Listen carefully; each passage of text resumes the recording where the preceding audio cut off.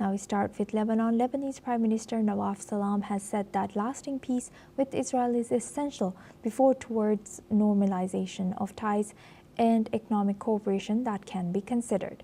Speaking to reporters, Salam has stressed that economic talks will be a crucial part of normalization, noting that current tensions make these goals far off.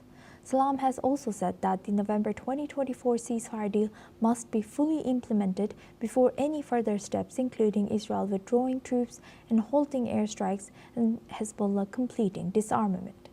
Israel continues to occupy positions in southern Lebanon and conduct airstrikes against Hezbollah targets, citing the group's rearmament and planned operations against Israel. Salam has noted that Hezbollah has agreed to the ceasefire deal, which reaffirms the Lebanese state's monopoly on arms, but the group has rejected full disarmament. Now for this discussion, we welcome Mr. Alan Pinkas. He's a former Israeli diplomat, joins us live from Tel Aviv. Thank you very much, Mr. Pinkas, for joining us. Welcome to NewsX World. Now, looking at this, how could Lebanon balance internal political pressures as Hezbollah's stance does not change about disarmament completely while pursuing normalization and economic cooperation with Israel? Well, honestly, it cannot, Asuma.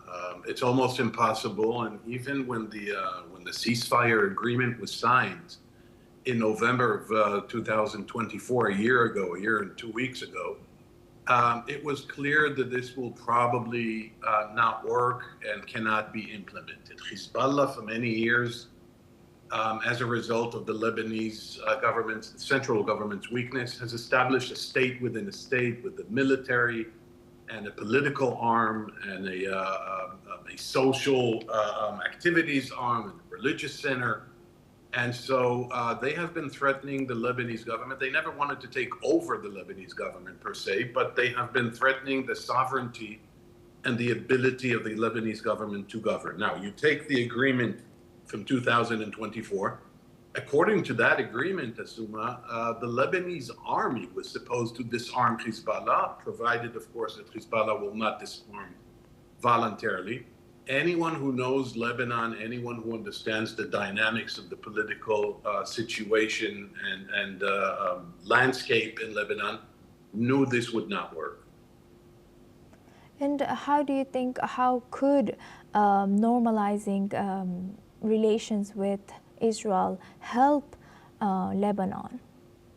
Well, it will provide Lebanon with much more stability. Israel will withdraw from southern Lebanon, as it did before, by the way, in 1985, and again, in the year 2000, in May of 2000, when Israel fully withdrew, and there was an agreement on the borders, a UN Security Council resolution, but then a war again erupted in 2006 and again in 2023.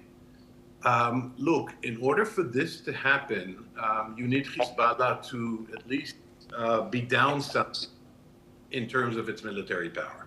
And I just do not, unfortunately, I don't see that happening. And what role do you think, is there any mediator that can mediate between them? What role, if U.S. should play in regional and other regional actors play in ensuring of peace between them? To be honest, Asuma, I don't think the U.S. has a real mediating role here, because I don't think the U.S. is interested enough in this. Yes, President Trump talks a lot about the Abraham Accord, and he will add Syria and he will add Lebanon, and hopefully in the future he may even be able to add Saudi Arabia to that framework. But until now, it's all talk. And the political situation in Lebanon, by the way, for the last 50 years, this is not anything new, is so complex, so multi-layered, with Hezbollah gaining so much strength, and as I said previously, essentially establishing a state within a state that refuses to dissolve itself voluntarily. I don't see anyone capable of mediating. Conceivably, Saudi Arabia can, maybe Qatar can, maybe Turkey can. None of these countries will be acceptable to Israel as mediators. The only potential mediator is the U.S., and the U.S. is just not engaged and not interested in this anymore. Right. With that, I would like to thank Mr. Pincus for sharing that. Please stay with us as we come back to you for our next discussion as well. Now, moving the focus to Israel and Gaza, UN Secretary